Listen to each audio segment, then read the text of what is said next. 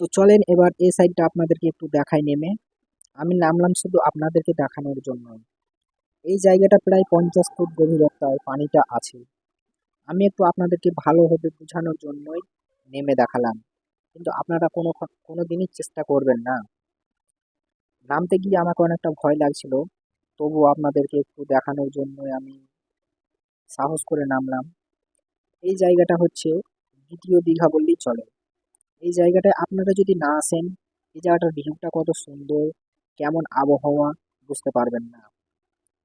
এই সাইডটা যতটাই দেখতে ভালো, এর থেকেও ভালো আরো অন্য সাইডে দেখানোর চেষ্টা করছি। তো হ্যালো বন্ধুরা, আসসালামু আলাইকুম। আপনারা সব কেমন আছেন? আশা করি সব ভালো আছেন। তো আজকে আমরা যাচ্ছি মুর্শিদাবাদ জেলা লালগোলা থানার খানদুয়ার এলাকায়। খানদুয়ার এলাকাটা অনেকেরই অজানা, আপনারা কিন্তু অনেকেই চেনেন না। যারা চেনেন না তাদের জন্য এই ভিডিওটি। খানদুয়ার এলাকাটা অনেকটা সৌন্দর্য এলাকা, আপনারা না দেখলে বুঝতে পারবেন না। তো চলুন আপনাদেরকে একটু দেখানোর চেষ্টা করি। এই জায়গাটা হলো খানদুয়ার। হ্যাঁ, শুধু খানদুয়ার বললেই চলে না, এদিকটা কিন্তু দ্বিতীয় দীঘা বললেই চলে। ওই সাইডটা দেখতে পাচ্ছেন, ভিউটা কিন্তু অনেকটাই সুন্দর। আরো অনেক কিছু দেখাবো এই জায়গাটার মূল রহস্য এইটাই। পানি কম আছে বলে আপনাদের একটু হয়তো খারাপ লাগছে, কিন্তু এখানে যখন পুরো ফুল পানি থাকবে তখন এইটা কিন্তু দীঘা বললেই চলে। এটা হলো মুর্শিদাবাদ জেলার পদ্মা নদী। হ্যাঁ, এটা পদ্মা নদী। পদ্মার এ পাশটা হচ্ছে ভারত, আর পদ্মার ওই পাশটা হচ্ছে বাংলাদেশ এলাকায় পড়ে যাচ্ছে। কিন্তু আরো দুই একটা নদী আছে, নদীগুলো পার করলেই বাংলাদেশ। তো এই জায়গাটার দেখানোর মূল উদ্দেশ্য হলো এই জায়গাটার গভীরতা অনেকটাই বেশি। আপনারা হয়তো ফোনে বুঝতে পারছেন না, কিন্তু এখানে অরিজিনালি দেখলে আপনারা বুঝতে পারবেন যে গভীরতাটা কতটাই বেশি। এই জায়গাটা আমাকে অনেকটাই ভয়ঙ্কর লেগেছে, কিন্তু আপনারা ফোনে হয়তো অতটা বুঝতে পারছেন না, বা ভিডিওতে আপনাদেরকে আমি অতটা বোঝাতে পারছি। তো আমি আপনাদেরকে আরেকবার এই দিকটা দেখাই। এই সাইডটার ভিউটা অনেকটা সুন্দর বলে আপনাদের সামনে আমি অনেকবার তুলে ধরলাম। আর ওই সাইডটা একটু দেখাই। ওই সাইডটা হচ্ছে বাংলাদেশ। বাংলাদেশ কিন্তু ওই দিকটায় পড়ে যাচ্ছে। আর এই সাইডে আমরা যে এইটা আছি এটা কিন্তু ইন্ডিয়া। ইন্ডিয়া আর বাংলাদেশ এখান থেকে খুব একটা দূরত্ব না। আমরা যেইখানে আছি এই জায়গাটা দেখতে যতটাই ভালো, তার থেকে বেশি ভালো লাগলো আমাকে নদীতে যেই নৌকাগুলো আছে, এই নৌকাগুলো দেখতে আমি কিন্তু নেমে পড়লাম। নৌকাগুলো সত্যি ধারে ধারে লেগে আছে, এত সুন্দর দেখাচ্ছে।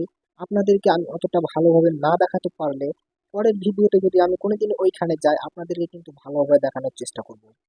তো আমি এই জায়গাটা দেখে আমার তো এত ভালো লেগেছে যে আপনাদেরকে বলে বোঝাতে পারবো না।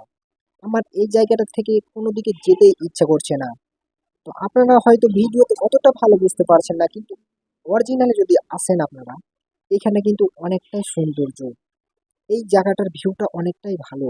তো আমি একটু নৌকার উপর বসে পড়লাম, একটু ভালো লাগলো, হাওয়াটা কিন্তু বেশ ভালোই দিচ্ছিল।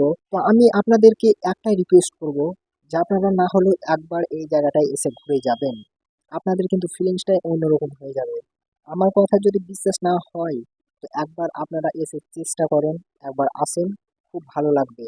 আপনাদের কিন্তু এতটাই ভালো লাগবে যে বলে বোঝাতে পারবো না আপনাদেরকে। আর আমি অনেকক্ষণ ঘোরাঘুরির পরে আমাকে একটু ঠান্ডার প্রয়োজন ছিল, বাড়ি থেকে ঠান্ডা পানি নিয়ে যেতে ভুলে গেছিলাম।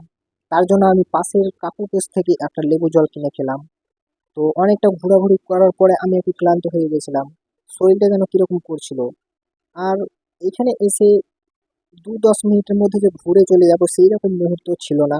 এইখানে প্রায় আমি 2 থেকে 3 ঘন্টা সময় কাটালাম। আর যার কাছ থেকে আমি লেবু জলটা খেলাম, ওই যে কাকুটাকে দেখতে পাচ্ছেন, ওই কাকুটার কাছ থেকে কিন্তু আমি লেবু জলটা খেলাম। লেবু জলটা সত্যি খুব ভালো লাগলো। আমাদের কিন্তু ওখানে ঘোরা হয়ে গেছে, এবার ওখান থেকে বেরিয়ে চলে এলাম। এবার রেস্টুরেন্টে যাওয়ার জন্য আমরা বেরিয়ে পড়েছি। রেস্টুরেন্টে যেয়ে দেখি কিছু খাবার জন্য ঢুকবো। তো আপনারা দেখতেই পাচ্ছেন আমি কিন্তু রেস্টুরেন্টে চলে এসেছি। রেস্টুরেন্টের নাম হচ্ছে শের বাংলা, পণ্ডিতপুরে শের বাংলা। তো আমরা যাই হোক চলে এসেছি রেস্টুরেন্টে কিছু খাবার। তো ফ্রেশ হয়ে যাই আমি কিন্তু ফ্রেশ হয়ে গেছি। এবার একটু রেস্টুরেন্টের ভেতরটা একটু ঘোরাফেরা করছি। তো আমরা রেস্টুরেন্টে ঢুকে যে দুটো কফি অর্ডার করলাম। আমি অনেকক্ষণ থেকে আমার পার্টনারকে বললাম যে কি খাবে বলো, সে কিছুতেই বলতে চাইছে না যে কি খাবো। তো আমি দুটো কফি অর্ডার করলাম, দিয়ে এই সাইডটা একটু ঘুরতে এলাম। তো এই সাইডে কিন্তু ফটো তোলার জন্য সবাই আসে, এখানটা ফটো তোলার জন্য অনেকটাই বেস্ট। তো আমি একটু ভাবলাম যে দিকটা একটু ঘুরেই আসি। আমার পার্টনারকে বললাম যে আমার দেখো তো কিরকম ফেসটা আসছে। তো বলছে খুব ভালো আসছে। তাই আমি একটু বসলাম এখানে যে আমাকে একটু ভালো করে একটু ক্যামেরায় নাও তো।